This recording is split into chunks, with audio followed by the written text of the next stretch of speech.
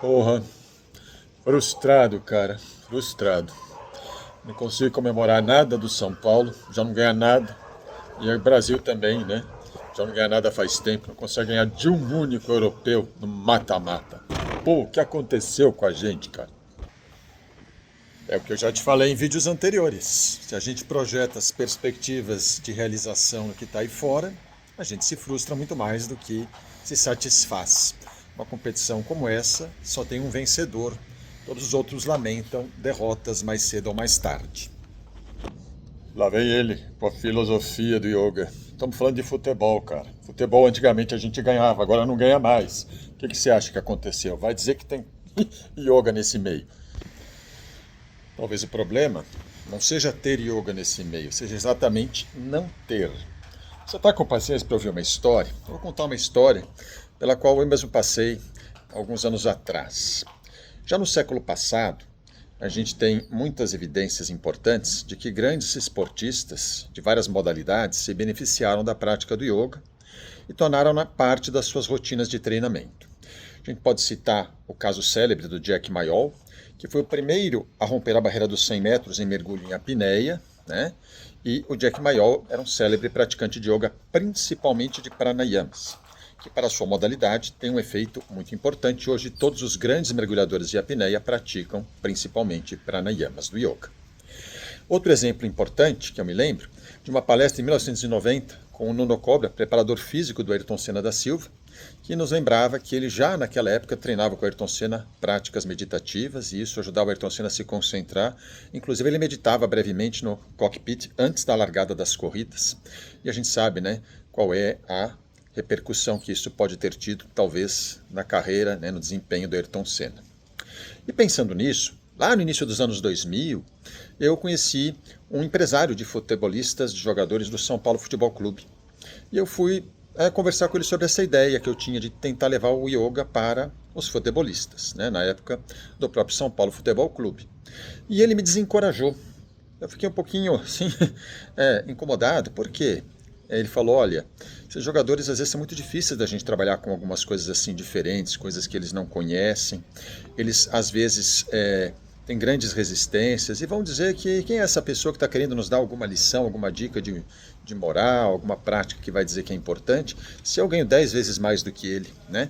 Ele até citou um caso assim envolvendo a própria psicóloga, naquela época já do São Paulo, psicóloga esportiva, Anaí Couto, tá?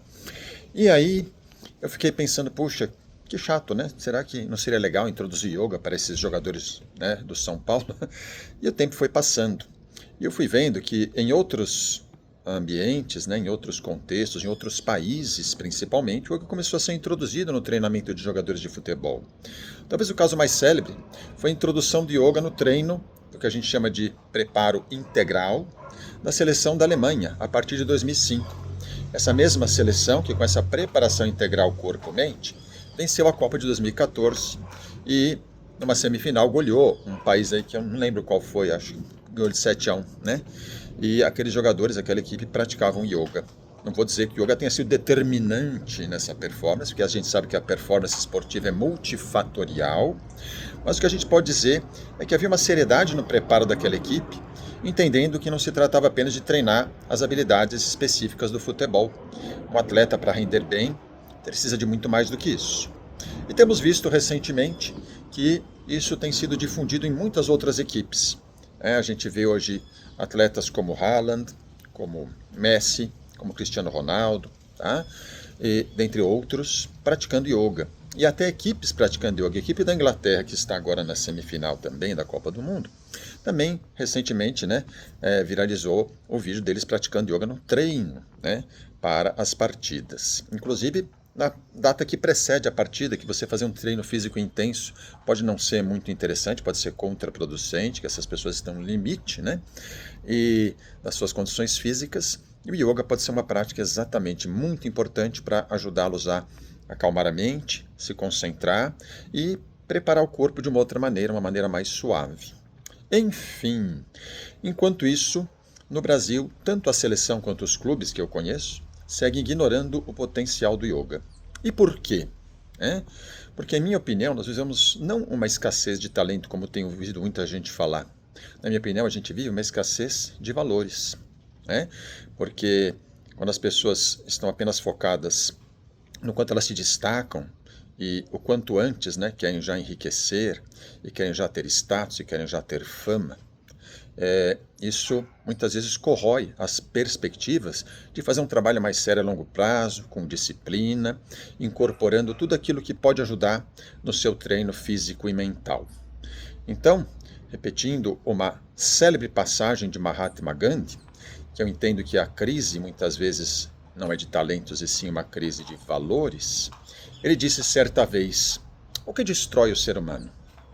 Política sem princípios, prazer sem compromisso, riqueza sem trabalho, sabedoria sem caráter, negócios sem moral, ciência sem humanidade e oração sem caridade.